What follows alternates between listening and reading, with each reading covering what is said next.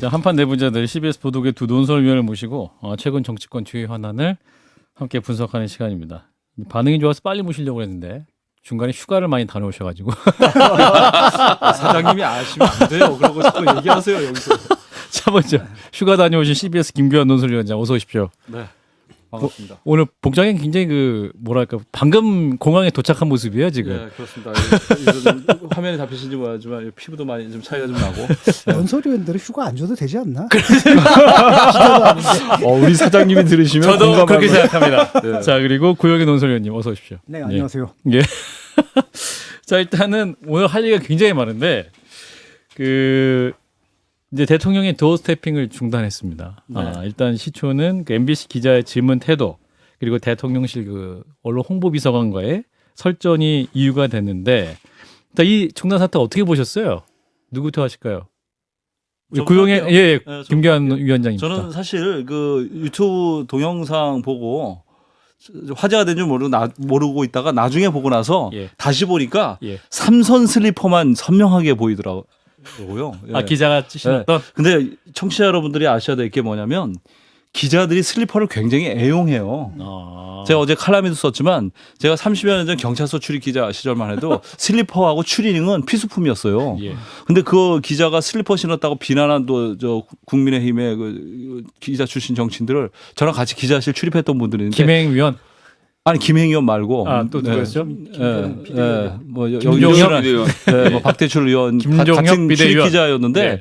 기본이 추리닝에 항상 슬리퍼 같이 신고 다니시던 분이었는데 옛날에 다 그렇게 신었던 분들이. 예, 근데 이제 시대가 바뀌었다는 거죠. 예. 지금은 그렇게 취재해 다니고 그러면 안 되죠. 근데 이제 그 기자가 태도가 좀 불량했다. 그리고 대통령은 무슨 무슨 검찰청이나 경찰서에 출입하는 주요 피의자하고 좀 다르잖아요. 예. 근데 그 뒤통수에다 대고 막 사실 질문이 아니잖아요. 누가 들어도 그런 그런 거 좀 지나쳤다 이런 생각이 좀 들더라고요.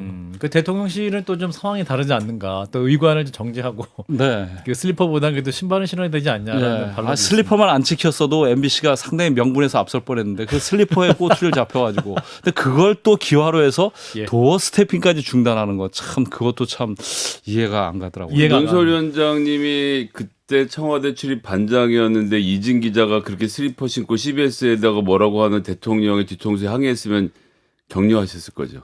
격려 안 했을 것 같아요. 그래요? 야, 너 왜 하필이면 슬리퍼를 신고 가냐. 그것 때문에 베린 거야 이 녀석아. 이렇게 얘기했을 것 같습니다. 구두 신어. 자, 구영의 논설위원께서는 글쎄요, 저는 뭐 슬리퍼는 잘 모르겠고요. 각자의 판단이 있으니까 그렇게 판단하시면 될 것 예. 같고요. 저는 이게 언젠가는 좀 중단됐어야 할 일이고, 도어 스태핑. 예, 그것이 뭐 지금 울고 싶은데 뺨 때린 격으로 지금 왔다고 생각을 합니다. 대통령이라고 하는 자리가 뭐 제가 말씀드리기도 부끄럽습니다만 사실 국정의 최고 책임자잖아요. 그죠. 회사도 아니고 개인도 네. 아니고 가정도 네. 아니고. 그런데 아침마다 출근하면서 매일 벌어지는 사건에 대해서 일본어로 얘기를 하게 되잖아요. 그러니까 그렇죠. 사실은 지금 청와대 기자들이 할 일이 없어요. 아침에 9시에 해가지고 대통령 워딩 따면 네. 죄송합니다. 청와대 기자들을 다 그렇게 제가 하는 건 아니고요. 어쨌든 큰 일이 거기서 다 나기 때문에 일이 그렇게 오전에. 그렇다고 해서 대통령실에 지금 어떤 정책이 뭐 우리가 유의미하게 나와서 정책을 가지고 논쟁한 적도 별로 없는 것 같고 네. 그래서 이런 것들은 굉장히 위험하게 보였었고 뭐 다들 예언했다고 하는데 마찬가지입니다. 주변에서 이것은 언젠가는 중단했어야 되고 이런 식은 과연 이게 한국의 정치에서 이게 맞는 거냐. 미국도 매일 하지는 않거든요. 자연스럽게 하는 거지. 도어 스태핑이라고 하는 게 자연스럽게 하는 거지. 예. 용산으로 옮기면서 이제 이게 대통령이 출근하는 모습을 우리가 쉽게 볼 수 있어서 이제 그게 그런 거죠. 말하자면 이제 표상이 된 거잖아요. 네네. 내가 자유롭게 기자들을 만나기 위해서 난 용산을 예. 옮겨가겠다 이렇게 예. 얘기했는데 그런 부분에서 굉장한 미스가 있었고 사실은 뭐 저는 올 것이 왔다. 올 것이었다. 예, 그렇게 자, 봅니다. 진 작가님 의견이 궁금해요. 이거 기억하세요? 왜냐하면 김정일 위원장이 여기 나왔을 때 예. 이 자리에서 뭐라고 말씀하셨는데 그거 오래 못 할 거야. 없어질 거야. 그 의원이 맞은 거죠. 근데 제가 또 하나 덧붙이자면 예. 도어 스태핑 생각보다 빨리 재개될 것 같습니다. 다시 재개될 것이다. 예, 저는 그렇게 봅니다. 근거는 왜냐하면 언론의 그 어떤 그 존재적 우위의 개념에서 말씀드리는 게 아니라 예. 도어 스태핑이든 기자들하고 접촉할 때 안 하면 기자들이보다 취재원들이 더 답답해요. 특히 정치의 영역은 더욱 그렇습니다. 그렇기 때문에 청와대에서 그러면은 기자 간담회 정례적으로 해야 되는데 그거보다는 그래도 도어 스태핑이 낫다고 생각해서 아마 간헐적이지만 도어 스태핑을 결국은 재발에 자기 대통령실에서 먼저 시작하지 않을까 저는 그렇게 공약 생각합니다. 한 대로 한 일주일에 한 번 정도는 할 수 있을 것이다. 네, 그렇게 네. 봅니다. 이게 지금 자, 진 작가님. 그 생각나는 장면이 있잖아요. 문재인 대통령 때 그 경기신문의 어떤 기자가 예. 질문을 했는데 네, 그랬었죠. 사실상 그 경기자. 질문이라기보다는 사실 질타에 가까웠죠. 그런 자신감은 어디서 뿜어나오는 거냐. 그러니까 그거 네. 사실은 네. 그러니까 기자로서의 취재를 했다라기보다도 어떤 정치적인 어떤 비판을 그렇습니다. 한 제가 거잖아요. 말씀드린 네. 게 바로 그거예요. 지금 여기 MBC도 좀 그런 거거든요. 네. 거기서 취재를 하는 게 아니라 뭐 질타를 하는 거고 싸우는 거고 시비를 거는 네. 건데 과연 이것이 이제 온당한 것이냐 여기에 대해서는 좀 다시 한번 얘기해봐야 될 것 같고 그 다음에 아직 핑계를 대는 것 같아요. 그냥 이거 부담스러웠는데 예. 이번 일을 핑계를 대가지고 그냥 그만둬버렸다는 네. 느낌이 드는데 저는 대통령실에 뭔가 문제가 있다고 봐요. 인식에. 그리고 그 대통령실 자체가 판단 자체를 잘못하는 것 같거든요. 매사. 우리 같은 경우에는 기자가 그렇게 오버를 했으면 국민들이 판단하거든요. 저 기자 저 정말 정파적이네 당파적이네. 네. 저건 아니지. 네. 라고 판단하면 되잖아. 네. 근데 그걸 갖다가 대통령실에서 나서가지고 뭐 비행기 안 태우고 뭐 이렇게 하는 것들을 보게 되면 누가 봐도 좀 이상하잖아요. 근데 그 그렇죠. 판단 자체가 상식적인 판단 자체가 안 되는 사람들이 지금 대통령실에 있다는 거예요. 지금. 예, 김성현 소장님. 예. 제2부속실이 없어지니까 대통령실 전체가 대통령 부부에 대한 심기 경호를 하고 있다라고 밖에 보여지지 않는. 그러니까 안 하는 이유에 꼭 MBC에다가 꼭 그 김건희 여사에 대한 공격도 했다는 대목을 빠지지 않고 집어넣더라고요. 꼭 집어넣어서 뭐 10가지 이유에서도 그렇고 전용기 안 태울 때도 그랬고 김건희 여사에 대한 공격도 있었다는 점이 분명히 들어갑니다. 왜냐하면 대통령께서는 이건 국익에 지금 반하는 행위이기 때문에 MBC에 대한 제재를 해야 된다라고 좀 사건을 크게 가져가는데 갑자기 거기서 뭐 대역 얘기라든지 이렇게 해서 여튼 MBC가 우리 김건희 여사도 건드렸어라는 대목을 꼭 집어넣는 것이 근데 대통령실이 국민들 심기경호도 좀 해야 되는데 너무 대통령실만 심기경호하는 것이 마음에 안 들었고요. 브리핑은 없어지는 게 맞죠. 그러니까 제가 걱정하는 것은 지금 상태보다도 오히려 한 지지율 한 15% 정도 더 오른 45에서 50 상태에서 대통령이 아침마다 한마디씩 하면요.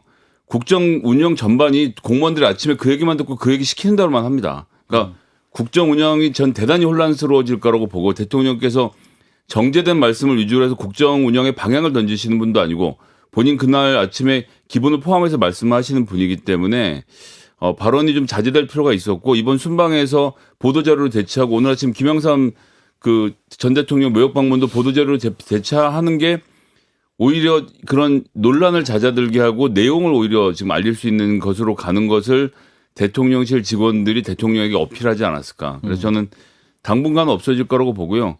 만약 살리게 된다라면 전 가급적이면 기자회견 형태로 해서 기자 간담회를 한 달에 한 번 정도라도 하시는 형태로 복귀하시면 좋지 않을까라고 건의해 보겠습니다. 가장 예, 큰 문제가 진작하니. 뭐냐면 이런 거거든요. 그러니까 MBC든 문제가 저는 있다고 보거든요. 굉장히 당파적이에요. 저널리즘을 넘었거든요. 그러니까 사실 언론이라는 걸 그 정치적 공격의 무기로 사용하는 것들이 너무나 심해요. 근데 그것은 언론의 문제거든요. 언론 내에서 풀어야 될 것 같고 거기에 대한 평가들은 국민들이 한단 말이에요. 네. 국민들이 평가하게 내버려두고 그다음에 그것은 언론들 사이에서 상호 비평을 통해 가거나 아니면은 뭐 그 많은 정치 평론가들 많잖아요. 그 사람들의 비판을 받아서 해결할 문제지. 정권이 나서서 이걸 해결할 수 있다라고 생각하는 그 발상 자체가 문제거든요. 예, 말씀하신 대로 이제 대통령의 상황인식 혹은 언론관에 대한 문제의식이 좀 많이 있습니다. 이제 대통령실 관계자 전원에 따르면 MBC가 언론 활동이 아닌 정파적 활동을 하고 있다. MBC 같은 정파적 언론이 취재를 하는 게 맞냐라는 문제의식이 있다라는 전원인데 이 부분은 어떻게 들으셨어요? 구영인 지금 의원님. 대통령실이 존재를 합니까? 저는 좀 그 부분을 묻고 싶습니다. 우리가 뭐 당나라 당대종 때 위진 같은 사람까지야 너무 뭐 나가는 것이지만 대통령실의 그 참모적이라고 하는 게 지금 전혀 기능이 없거든요. 김은혜 수석 보입니까? 젖은 낙엽이잖아요 지금. 어디 가서 뭘 하는지. 젖은 낙엽? 예. 뉴욕에서 그렇게 혼난 다음에 와가지고 보이질 않습니다. 홍보수석이. 그리고 이런 대통령실은 최약체 대통령실은 없었어요. 지금까지. 사실은 대통령의 생각이 있을 수가 있죠. 예. 근데 대통령 생각을 바로 기자들 앞에 매일매일 발송한다는 건 굉장히 위험한 겁니다. 왜냐하면 국가 운영이라는 게 쉽지 않지 않습니까? 여러 이해 당사자가 있고 또 심지어는 다른 의국도 있는데 대통령이 얘기함으로써 그게 우리나라의 메시지인데 저는 솔직히 말해서 매일 우리가 도어 스태핑을 할 수 있는 사람 나는 우리나라에는 없다고 생각합니다. 매일 정제되고 또 겸양을 갖추면서 아, 겸손하게 대통령으로서? 예. 화를 낮추고 음흠. 중용의 미덕을 가지고 그렇게 해야 되는데 누가 그런 일을 할 수 있습니까? 이 일은 하지 말았어야죠. 그렇다고 본다면 저는 대통령실이 지금 참모들이 전혀 작동이 안 되고 저 사람들은 그냥 정말 저 왜 월급을 받는지 모르겠습니다. 대통령한테 대통령이 그렇게 하면 말려야죠. 가서 직을 걸고. 말렸는데 하는 거였으면 어땠을까요? 아 그래도 말려야죠. 계속 말려야 그러면 됩니까? 예, 아. 자기가 사표를 내더라도 말려야죠. 누군가는.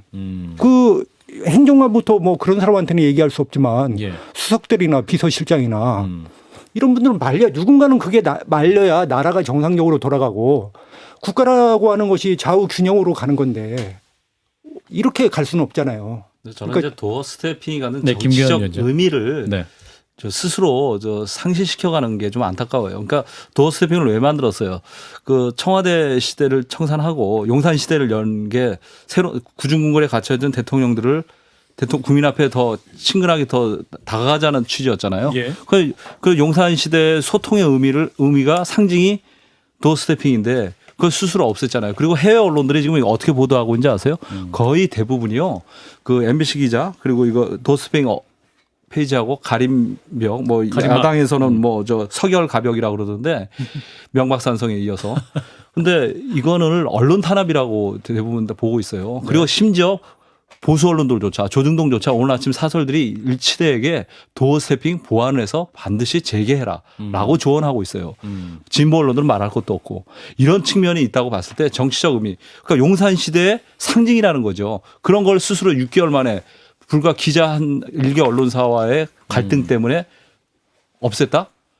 그 계기나 그 동기가 별로 좋지 않다는 거죠. 아유, 참. 진 그 작가님? 대통령이 말이야. 그렇지 않습니까?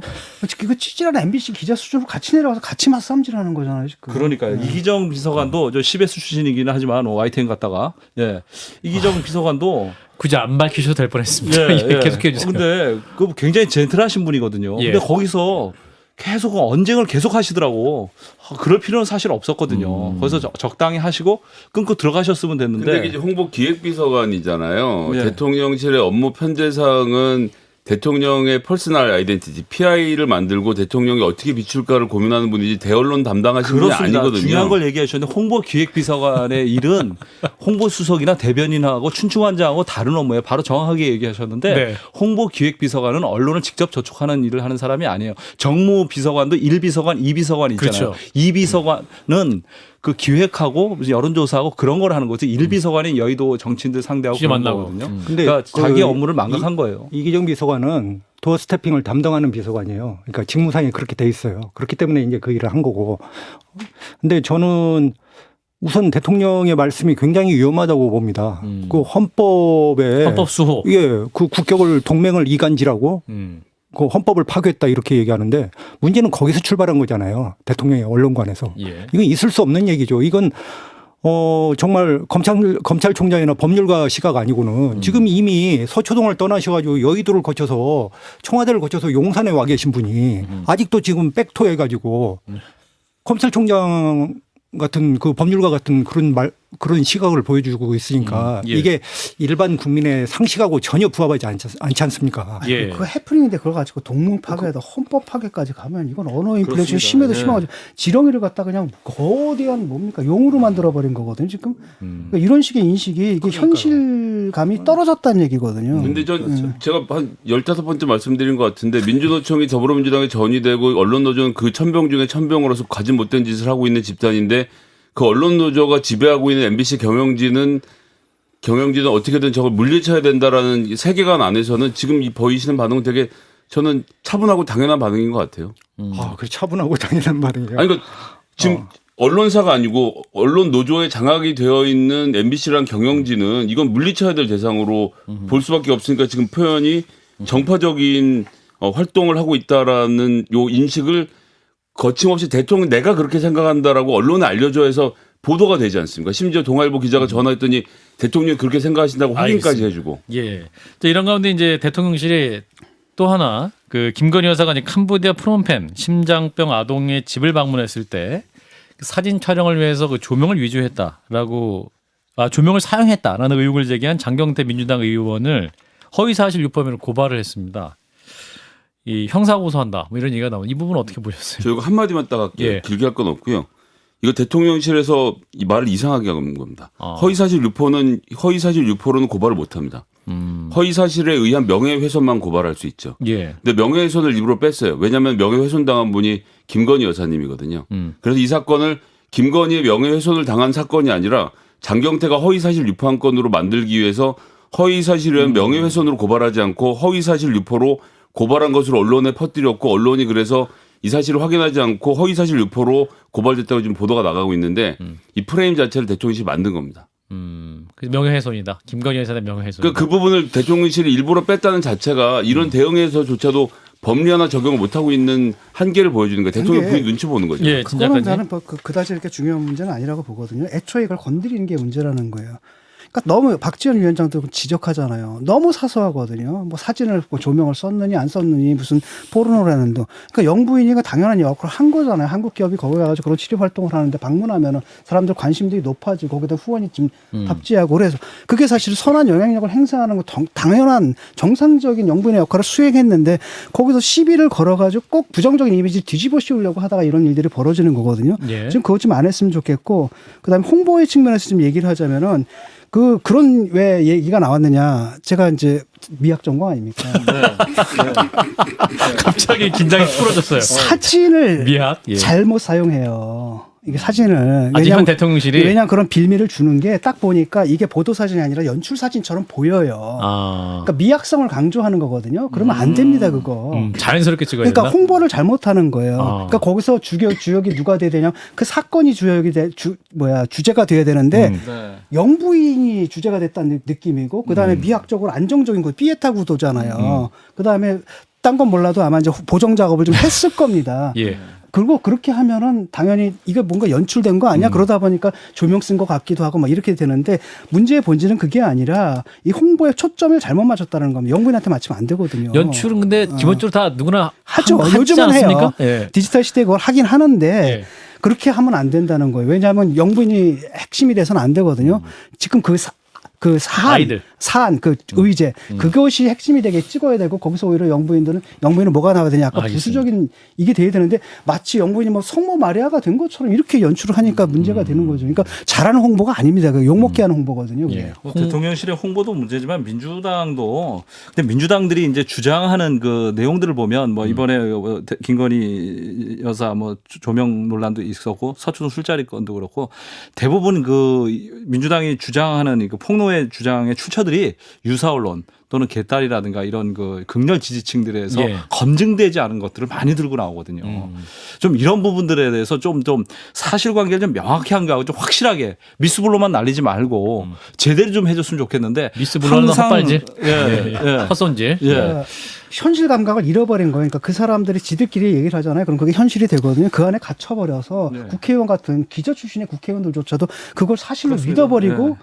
국회에서 막 나와가지고 지를 수 있는 게 내가 볼 땐 이분들이 현실 감각 잃어버리고 완전히 거기 갇혀버린 겁니다. 자기만의 세계 안에. 그러다 네, 보니까 네, 예. 거기서 떠도는 게 우리가 볼 때 바깥에 있을 때 볼 때는 말도 안 되는 얘기고. 네. 근데 그걸 갖다가 그들 사이에서는 그게 팩트로 통하는 거예요. 예. 그게 위험한 거죠. 고영의 논설이요. 예, 저도 뭐 민주당 장경태 최고위원이 이걸 굳이 언급할 필요가 있는가 저도 회의적이고요. 그런데 문제는 저는 김건희 여사라고 보는데요.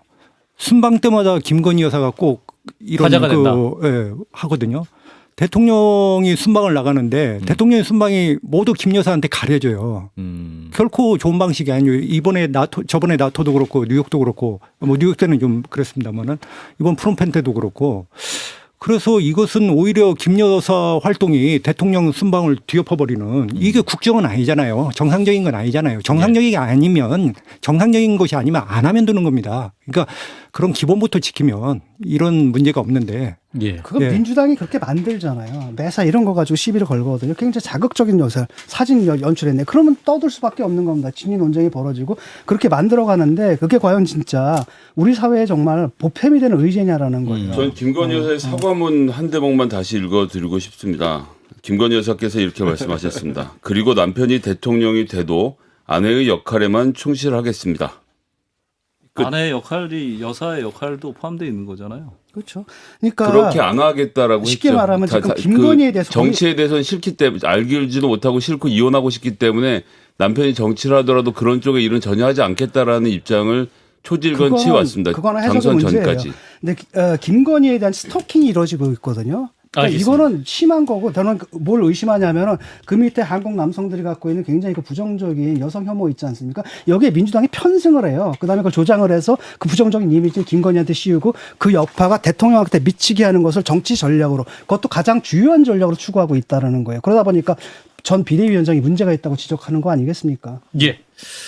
자, 이제 민주당 얘기를 해보겠습니다. 자, 이재명 대표에 대한 사법 리스크 현실화되는 것이냐라는 질문이 나오고 있습니다. 지금 이제 남욱 변호사가 어제 오늘 폭로전을 이어가고 있는데 천화동인 1호 지분이 이재명 당시 성남시장실 지분이다라는 말을 김만배 씨에게 들었다라는 발언인데 지금 이제 석방돼서 계속 발언이 이어갈 것 같습니다. 이 부분 어떻게 들으셨는지 누구부터 하실까요? 구용해 논설위원부터. 네.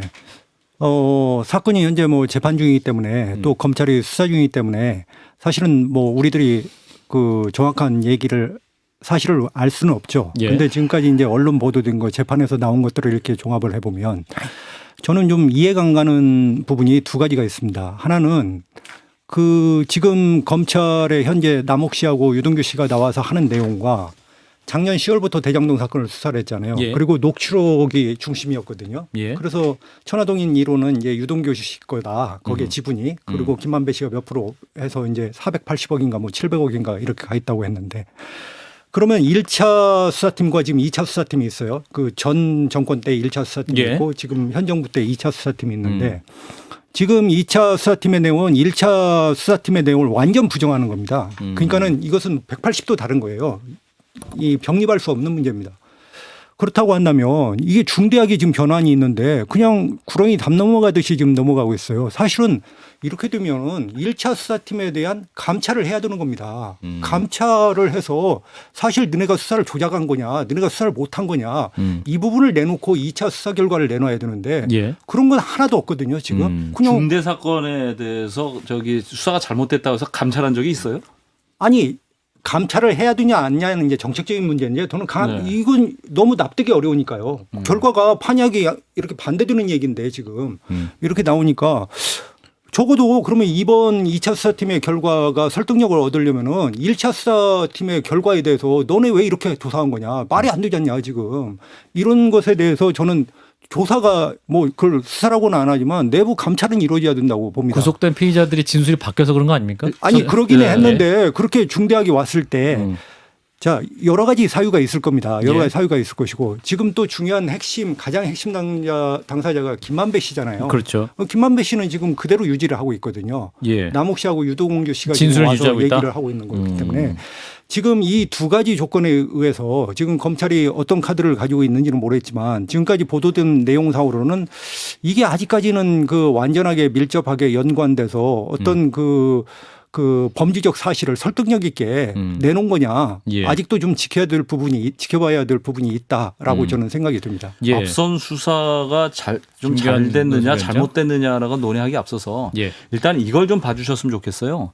그 김용 부원장하고 정진상 실장의 실장. 영장이 법원에서 발부가 됐잖아요. 예. 오늘도 한동훈 법무부 장관하고 박범계 전 법무부 장관 전현 법무부 장관이 이거에 대해서 논쟁을 좀 벌이셨던데 영장이 좀 발부가 됐다는 것은 물론 김세용 부장판사가 영장을 잘 내주는 판사다 이런 평가와 관계없이 예. 일단 영장이 발부가 됐다는 것은 어느 정도 범죄 사실이 소명이 됐다라고 보는 게 맞거든요. 예. 그래서 어느 정도 좀 이 대장동 사건에 대해서 이재명 시장과 이재명 시장의 측근들의 혐의가 어느 정도 범죄 사실에 근접하고 있다. 저는 그렇게 보고 있습니다. 예. 진 작가님? 이게 이제 이렇게 된 거거든요. 사실 유동규가 그러니까 상식적으로 한번 생각해 보세요. 지금 측근이 유동규하고 김영희하고 정진상인데 세 사람이 다 구속됐거든요. 이게 다 우연입니까? 아니죠. 이거 우연일 수가 없는 거죠. 그 밖에 평화부지사 그분도 구속이 됐단 이화영. 말이죠. 예. 그다음에 몇 사람이 세 사람인가 이 일 때문에 자살을 했단 말이죠. 라고 했을 때 한 사람이 있어야 설명이 되거든요. 그 한 사람에서 이재명이야 상식적인 선에서는. 근데 문제는 뭐냐면 그걸 물증으로 어떻게 증명해내느냐잖아요.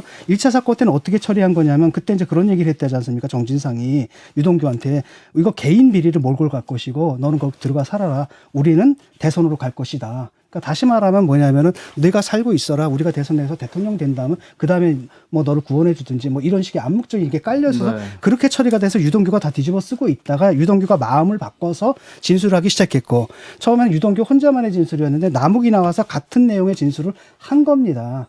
그리고 나머지 김만배, 김용이나 정진상은 당연히 그 뭐랄까 진실을 말할 수 없는 거죠. 말을 하는 순간 자기들이 뭐랄까 죄를 뒤집어 씌우니까.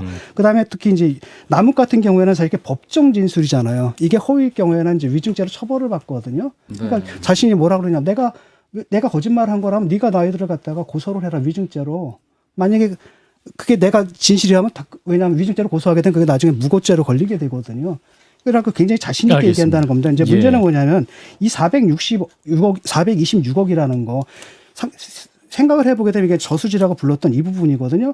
이 부분이 과연 흘러갔느냐. 일단 김만배가 돈 달라고 그랬을 때 김만배가 안 줬잖아요. 그러니까 정진상이 제가 미쳤나라고 말했다라고 하거든요. 그래서 이런 부분들을 어쨌든 김만배를 통해서 정치자금으로 들어간 부분들의 물증들을 얼마나 검찰이 확보했느냐에 따라서 사건이 이게 달라질 것 같고 어차피 김용이나 정진상은 그다음 김만배는 입 안 엽니다. 근데 검찰 수사에서 좀 궁금한 게 구용혜 의원한테 좀 묻고 싶은데 사실 궁금한 게 의견 좀 묻고 싶은 게 그 검찰 수사에서 지금 나오는 게 천화동인 1호가 이재명 시장이라고 시장실. 시장 측이나 시장실이라고 하지 지금 시장이라고 특정하지는 못하고 그죠. 있거든요. 시장실 측. 이거의 차이를 좀 어떻게 해석하고 있는지 사실 궁금해요. 좀 묻고 싶었어요. 글쎄요, 저는 검사는 아니시기 때문에. 예, 저는 이 사건이 지금 너무 뒤죽박죽이 됐기 때문에 네. 사실은 지금 유동규 씨하고 그 2차 수사할 때 유동규 씨하고 남욱 씨가 예. 변호인이 없었어요. 왜냐하면 돈이 없어요. 아. 예. 왜 남욱 씨는 돈이 없냐 이렇게 말씀하실 텐데 이 수사를 하면서 다 압류를 당한 거예요. 그러니까 변호인한테 돈 줄 방법이 없는 거예요. 예. 그래서 이분이 국내 한 2, 3위권의 로펌을 변호인으로 했었거든요. 네. 근데 검찰이 수시로 부릅니다. 매일 부른 겁니다. 거의 예. 매일 불러서. 근데 변호인도 없어요. 하루에 몇 시간씩. 왜냐면은 변호인이 있는 거하고 없는 거하고는 천지 차이입니다. 이 피의자가 멘탈이 붕괴될 수가 있거든요. 어떤 것으로든. 예. 그러면 이 사람들이 그 변호인 없이 상당한 오랜 기간 조사를 바꾸면서 내용을 바꿨단 말이에요. 진술을 완전히 바꿨단 말이죠. 예. 그렇게 됐을 때 과연 이 사람들의 그 진술을 신빙할 수 있는 거냐 이런 법원에서 문제가 어떻게 있었고 판단할 것이냐. 엊그저께 재판을 하는데 이런 얘기가 나왔다고 해요. 예. 검찰 측에서 유동규 씨가 새로운 증언을 할 건 있으니까 좀 증언하게 해달라 이렇게 재판부한테 요청을 했답니다. 예. 그랬더니 그 재판부에서? 재판장이 아니 지금 기소가 되고 이미 기소가 되고 재판까지 하고 있는데 다시 뭘 또 불러서 조사를 했다는 겁니까? 이렇게 얘기하니까 예. 사실은 형사소송법 따르면 기소가 된다면은 불러서 조사하면 안 되거든요. 뭐 안 된다는 건 아니지만 예. 사실은 증거 능력에 문제가 생기는 거기 때문에 예. 일반적으로 그렇게 하지 않는 거거든요. 예. 그리고 판례들도 지금까지 보면 이걸 명확하게 뭐 증거 능력이 없다라고 나온 건 아니지만은 대체로 증거 능력이 없다라고 그 인정하는 판례들이 많이 있어요. 예. 그러니까 이제 검찰 측이 그래도 좀 한번 해달라. 그래요? 그러면 또 다시 물은 겁니다. 근데 어떻게 가서 그럼 변호인도 없는데 조사를 한 거냐. 예. 이렇게 하니까 그래도 할 말이 있으니까 좀 하게 해달라. 그러니까 재판장이 최종적으로 그럼 한번 생각해 봅시다. 이렇게 하고 마무리를 한 거예요. 예. 그러니까 재판장은 별로 받아들일 생각이 없는 거예요. 이게 그 진술의 추가적인 진술에 대해서 신빙성을 가질 수 없기 때문에. 예. 그렇기 때문에 이제 내일 모레 또 김만배 씨가 이제 나올 텐데 사실은 이게 굉장히 지금 우리가 객관적으로 알 수 있는 사실은 남욱이나 유동규나 모두 자기한테 유리하게 지금 진술을 하고 바꿔가고 있다는 거죠. 예. 자신의 형량과 밀접하게 관계된 부분에 있어서 핵심적인 이익에서 지금 입장을 바꾸고 있기 때문에 또 이것은 검증이 필요한 것이고 저는 김만배 씨가 나왔을 때는 저는 김만배 씨는 진술을 안 바꾸리라고 봐요. 왜냐하면 김만배 씨는 똑같이 남욱 씨하고 유동규 씨하고 입장을 같이 섰을 때 손해거든요. 이게. 예. 예. 그렇기 때문에 지금 1년간의 수사 과정이나 지금 돌아가는 사정이나 모르겠습니다. 뭐 여러 가지 이제 뭐 재판부가 결론이 나면 우리 결론을 내리면 이제 받아들여야 되겠지만 예. 현재로서는 그 의심을 거둘 수 없는 그런 상황들도 분명히 존재한다. 누구에 대한 이재명 대표에 대한? 아니죠. 유동규 씨나 남욱 씨의 진술에. 남욱 씨의 진술의 예, 진술의 예. 신빙성에 신빙성에 대해서 대한 거죠. 예. 알겠습니다. 저는 김성애 소장. 예, 이 사건을 모든 걸 걷어내고 가장 단순하게 해서 보면 실질적인 작업은 남욱 씨가 했고 그래서 남욱 변호사는 그걸로 돈을 번 겁니다. 김만배는 로비 담당이었어요. 이 사건의 얼개에서 보면 법조계하고 정치권을 담당한 것으로 보입니다. 예. 성남시 포함해서 그거 목소리 챙겨간 거죠. 그러면 그중에서 700억 중에서 세금 떼고 428억이 김만배로부터 이재명으로 흘러갔다. 이것이 지금 검찰이 갖고 있는 가장 큰 세계관 아닙니까? 이렇게 돼야 사건이 성립이 되는 거고 이렇게 돼서 돈이 일부라도 흘러간 게 나온 건 이재명 대표가 책임져야 되는 부분이 분명히 있는 거죠.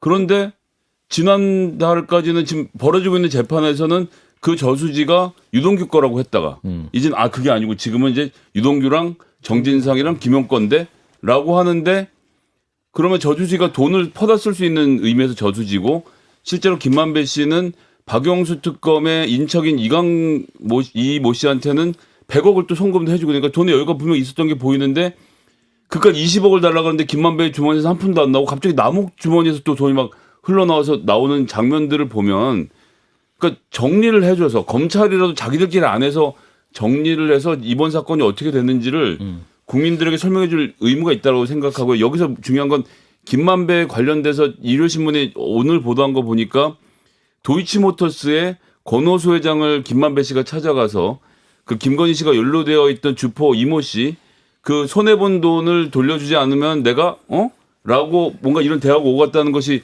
재판 과정에서 증언이 나왔다는 거예요. 이게 지금 김만배 씨가 지난번에 그 정영학이었나요? 녹취록에서 형이 한마디면 윤석열 한마디면 뭐 다 할 수 있어 이렇게 얘기했던 것이 전 도이치모터스까지 김만배 씨가 연결된지 몰랐는데 검찰이 이런 부분에 대해서 확실히 좀 밝혀줬으면 좋겠습니다. 그 또 하나 이제 예, 중요한 요거가 듣고 문제가 탄핵해야 마무리하겠습니다. 될 문제가 또 하나가 뭐냐면은 2013 이제 정진상 그 실장의 혐의가 4개 아닙니까? 조목이 네. 4개잖아요. 뇌물하고 뭐 부정추사 뭐 그거하고 그다음에 증거인멸하고 이렇게 되는데 제가 뇌물은 모르겠어요. 2013년 14년에 뭐 성남시장 정책실장일 때 그때 일은 제가 모르겠고. 근데 대장동 사건에 그래 주인을 이제 유동규에서 정진상으로 옮겼다고 합시다. 그러면 자, 내 건데 서로 약정이 있을 거 아닙니까? 김만배가 몇 프로고 정진상은 몇 프로고.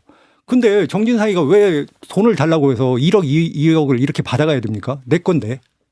그러니까 여러 가지로 지금 상당히 지금 우리는 그 알겠습니다. 왜 제한된 정보 속에서 명목상은 김만배가 있는 거고 저수지처럼 필요하면 주겠다라고 하는 아니 거고 주겠다고 사실상 한다면 자기 유동규, 돈이 김영, 정진상 돈이 아니고 사실은 뭐냐면 이 사람들이 정치 쉽게 공동체의 말하면 돈이다. 위에 분의 뜻에 따라서 이 사람들 명의로 쓰겠다라는 거죠. 지금. 아니 그게 네. 그 얘기죠. 지금 진중권 작가님 얘기는 그게 정진상이나 이 시장 측 그 저수지야 그게 성립하는 말씀이지. 그렇지 않고는 그냥 그러니까 존재하지 않는 알겠습니다. 거거든요. 그렇게는. 예, 아직까지 수사가 많이 남아서요. 자, 오늘은 여기까지 하고 잠시 끊었다 갑니다. 네.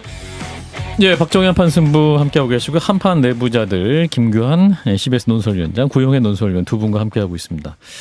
예, 두 분이랑 있으면 굉장히 편하네요, 그죠? 예, 청취자분들 굉장히 좋아하시는 것 같고. 저희는 편한데 청취자들이 편한지. 청취자들 좋아하시는 것 같아요. 자, 일단은 다음 이슈, 이태원 참사 관련 이슈로 넘어가 보면 오늘 이제 민주당의 의원총회 끝에 24일 본회의에서 국정조사 계획서를 채택해야 한다라는 입장을 재확인했죠. 이제 국민의힘은 이제 안 하는 방향으로 가고 있고 이제 특위 명단을 오늘 오후 6시까지 제출해 진정성을 보여달라라고 이제 했는데 야 3당만으로 국정조사 진행됩니까? 정치 기자로서 오랜 활동 경험으로 우리 되죠. 김기환 위원장님. 되는데 예. 그 여당도 국정조사 시작되면은 어쨌거나 판이 열리면 할 수밖에 없다. 할 수밖에 없어요. 음. 근데 문제는 이걸 통해서 뭘 얻으려고 하겠죠. 가장 현실적인 게 예산안 들이밀지 않겠어요, 그죠? 예, 예산안으로 거래를 하겠죠. 근데 뭐 이런 정치적인 그 논쟁을 하기에 앞서서 저는 이번 사건을 대처하는 이 정부에 대해서 정말 안타까운 게 이 예. 얘기는 꼭 해주고 싶어요. 누구든지 좀 책임지는 사람 한 사람 지금쯤이라도 제발 한 명만 좀 있었으면 좋겠어요. 책임진다는 건 물러난다. 예. 도대체 경찰청장, 서울청장, 행안부 장관 누구 하나 책임지는 사람이 지금까지 없는 이 현실이 믿어지십니까?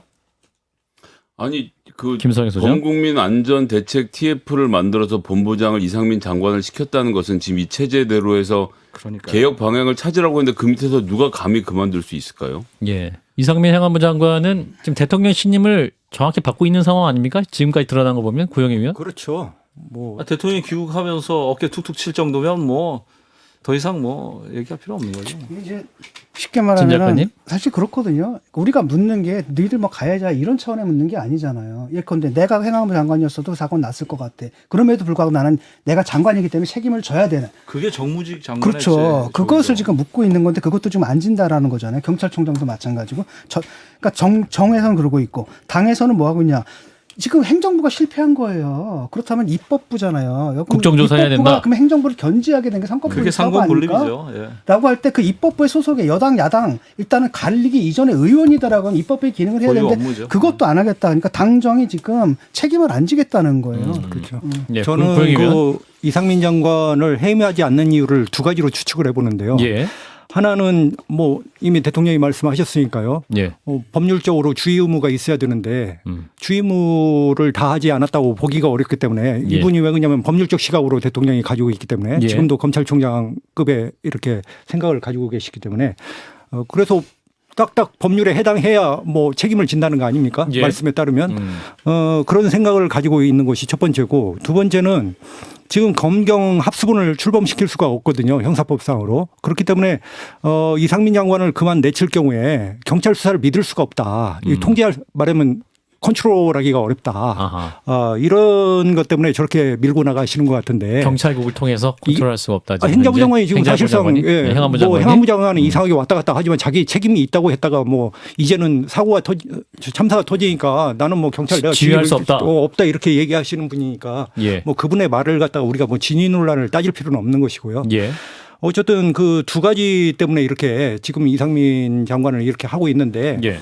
이것은 뭐 정권에 갈수록 부담이죠. 이렇게 되는 것은 예 저는 뭐 오래 갈수록 윤 대통령에게 더욱더 부담으로 갈 수밖에 없는 부담 별로 것이라고 안 느끼시는 것 같은데요. 본인은 안 느끼지만 예. 우리가 뭐 내심을 알 수 있습니까? 지금 윤 대통령이 굉장히 화가 나 있잖아요. 모든 예. 스태핑에서 지금 윤 대통령한테 나타나는 게 두 가지 문제 아닙니까? 하나는 범죄적 세계관을 가지고 있다는 것이고 모든 사람은 다 범죄로 이루어졌다고 하는 우리가 범죄자와 범죄자 아닌 사람. 그렇죠. 예. 나라가요. 저 깡디드에 보면은 볼테르의 깡디드에 보면은 완벽한 세상이라고 생각하는 그런 세계관이 있잖아요, 작가님.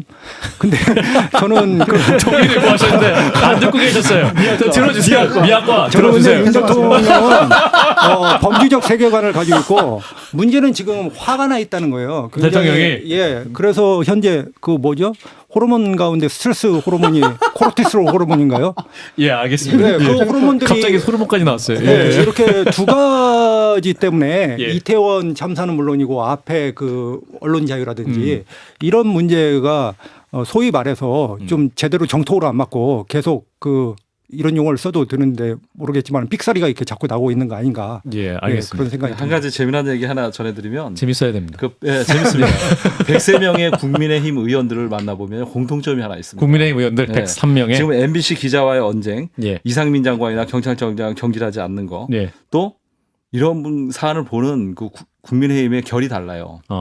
영남권이나 이런 의원들은요. 예. 거의 대통령실하고 입장이 거의 같습니다. 아, 근데 수도권 의원들은 예. 개별적으로 만나면 예. 도대체 MBC하고 왜 싸우는데 왜 장관을 안 자르는데 그리고 그 바이든 거 너무 잘 들려 그렇게 얘기하시거든요. 아 재밌었어요? 아, 재밌었어. 그렇게 얘기하는데 확실히 다릅니다. 수도권 의원들은 뭐냐면 당장 내후년 총선이 걱정인 거예요. 그렇죠. 심하게 대통령이 지금 지지율이 30% 이대로 가잖아요. 예. 내년 봄에 회복을 못하면 총선 앞두고 대통령 탈당 요소로 나옵니다. 조금 전에 말씀드렸던 김상희 안전대책 TF 관련돼서 아이러니한 지점 하나 좀 말씀드리면, 그러니까 이상민 장관 원래 꿈은 시행령 고쳐서 경찰에 대한 지배권을 완벽하게 획득하고 있을 거라고 생각하고 만들었는데 법에 정해져 있는 인사권 말고 못 건드렸어요. 그렇게 실제로 시행령이 만들어졌는데 민주당도 다 할 수 있는 줄 알고 이번에 문제가 터지고 나서 행안위 국정감사 할 때 제가 보니까 막 장관을 다그치는데 법으로 보니까 실제로 장관의 책임이 하나도 없는 거예요. 그러니까 민주당 의원들이 질문하다가 놀라고 뒤로 한 발씩 물러납니다. 어떡하지? 저 진짜로 시행령에서 제가 아무것도 안 고쳤어요. 저희가 경찰을 지휘할 능력이 없습니다. 이렇게 하는데 실제로 내용 보니까 지휘를 못 하거든요. 그래서 회의가 되게 개면적게 끝났는데 그 지금 하고 있는 게 뭐냐?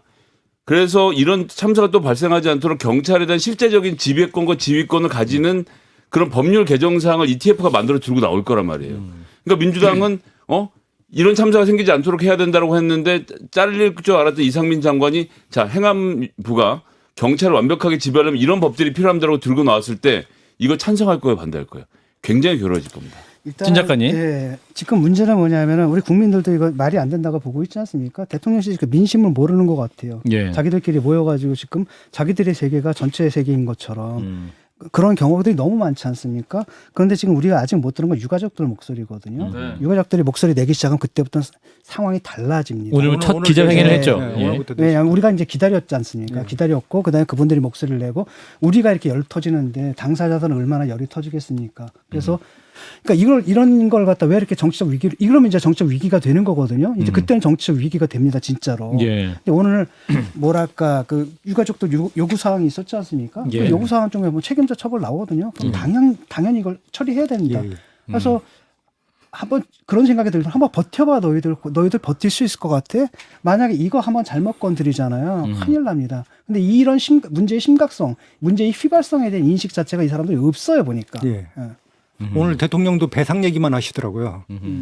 굉장히 위험한 시각이죠. 돈으로 해결할 수 있다는 거. 배송은 기본이고 예, 예. 그건 나중 얘기고. 예. 저 얘기는 여기까지 하고요. 이어서 이제 마지막으로 국민의힘 당권 얘기 짧게 해보겠습니다. 이제 내년으로 예정되어 있습니다. 국민의힘 전당대회. 근데 벌써부터 이제 치열한 상황인데 의사를 밝힌 분도 있고 밝히고 싶은 분도 있고 왜 묻지 않는지 서운하신 분도 있을 텐데 네. 자, 우리 김규환 위원장님이 또 국민의힘 많이 출입하셨기 때문에 누가 지금 현재까지 제일 세십니까? 피부로 느끼시기에. 피부로요? 예. 제일 감으로. 센 분은 유승민 전 의원인데 될 가능성이 지금 없잖아요. 뭐 당원 당규를 바꿔버린다는데 여론조사 비율을 확 낮춰버린다는데. 비율을. 예. 물론 김기현 의원, 뭐 안철수 의원, 뭐 예. 나경원 뭐 전 대표도 뭐 나온다고 하는데 사실 도토리 키재기 대 도토리 대회잖아요. 근데 이제 밤톨 하나 유승민이 이제 끼어서 도토리들을 뽑는 건데 거기 껴서 도토리 사이에 밤톨은 유승민. 예, 저기서 지금 하는 건데. 거기 뭐 그러니까 그 요건이 뭐냐면 밤톨 제외. 예, 그런 거죠. 예, 정확하게 표현하셨는데 사실 정확한 비유예요. 나경원 예. 전 대표가 뭐 예. 갑자기 뜬금없는 문자를 보내왔더라고요 저한테. 저한테만 위원장님에게? 보낸 게 아니라 모든 사람들한테 보냈어요. 뭐 예. 기후대사 역할에 충실하겠습니다라고 문자를 얼마 전에 보냈어요. 지난주? 지난주인가. 그래서 예. 이거 출마 안 한다는 말씀 하고 내가 문자를 보냈거든요. 답장을. 그랬더니 밤에 한 3시간 정도 지내서 잘 때쯤에 글쎄 하고 이렇게 보내줬더라고요. 그래서 이거 공개해도 되나? 이미 이거 괜히 나경원 전 대표님 혹시 들으신다면 용서해 주십시오. 이거 오바했네. 글쎄. 여기서 놀라운 포인트는 글쎄. 나경원 의원이 본인 쓰는 핸드폰 번호를 사용해서 문자를 보냈다는 점인데요. 답장. 저한테는. 글쎄. 예. 예. 오. 그렇군요. 두 가지 버전으로 보냈어요. 그 당대표가 되면 네. 비서실장이 되실 가능성이 근데 높으신가요? 뭐 본인은 제가 들은 얘기로는 예. 그 지방 조직 예. 계속 접촉하고 예. 후견인 통해 가지고 예. 대리인 통해서 하고 있는 걸로 알고 있어요. 알겠습니다. 예. 자, 구영애 위원은 글쎄요, 저는 아까 우리 김 선배가 수도권 의원들의 동향에 대해서 얘기하셨는데 그 부분이 굉장히 중요하다고 봐요.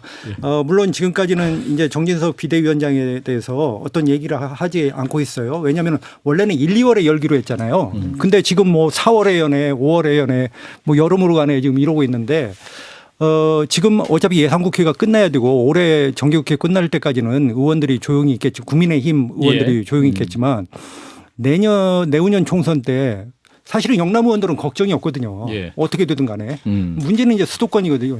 근데 지금 수도권의 조직도 제대로 안 갖춰져 있거든요. 예. 지난 총선 때 패배했기 때문에.